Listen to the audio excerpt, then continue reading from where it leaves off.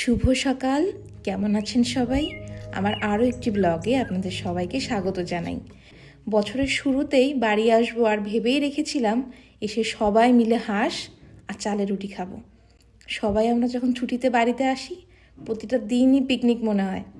বাড়িটা পুরো হইচই পরিপূর্ণ হয়ে যায়। শীতের সকালে পুরো চারপাশটা কুয়াশাতে আচ্ছন্ন হয়ে আছে। গ্রামে না সবাই একটু সকাল সকালে উঠে পড়ে, আমিও উঠে পড়েছি। বাপি আগেই হাঁস কিনে রেখেছিল।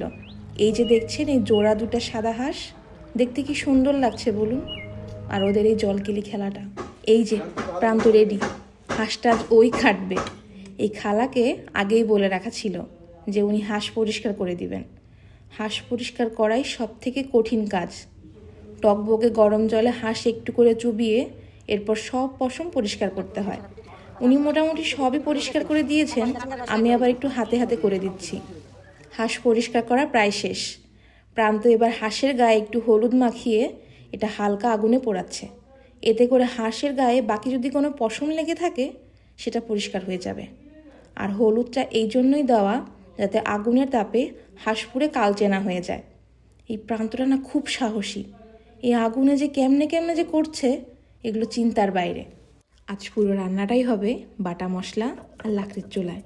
সবার আগে মশলাগুলো বেটে নিব। আদা রসুন ছোটো ছোটো করে কেটে নিয়েছি, এবার এগুলো বেটে নিব। শুকনো মরিচটাও বেটে নিব। শুকনো মরিচটা একটু জলে আমি ভিজিয়ে রেখেছিলাম। এই যে সব মশলাগুলো রেডি। পাটকাঠি দিয়ে আগে মাটির চুলাটা ধরিয়ে নিব, সাথে কিছু শুকনো লাকড়িও দিব।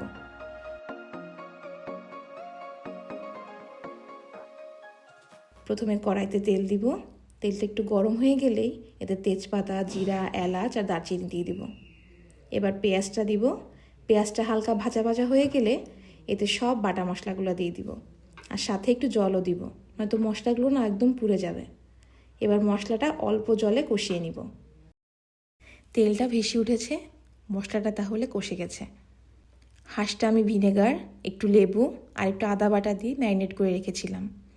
এতে হাঁসের যে একটা স্মেল থাকে ওটা আর থাকবে না। মাংসটা এবার দিয়ে দিব। অল্প আঁচে মাংসটা কষাবো। মাটির চুলা তো, তাই আগুনের তাপটাও বেশি। আমি কিছু গোটা রসুনও দিয়ে দিয়েছি, এটা খেতে বেশ লাগবে। এবার মাংসটা অল্প অল্প গরম জলে রান্না করে নিব। শীতকালে হাঁসের মাংসে অনেক তেল হয়। মাংসটা প্রায় হয়েই গেছে। এবার এতে গরম মশলা আর ভাজা জিরে গুঁড়ো দিয়ে নামিয়ে নিব। বাটা মশলায় না রান্নার টেস্টই অন্যরকম হয়। আর এই যে দেখুন টেক্সচার কি দারুণ দেখতে বলুন।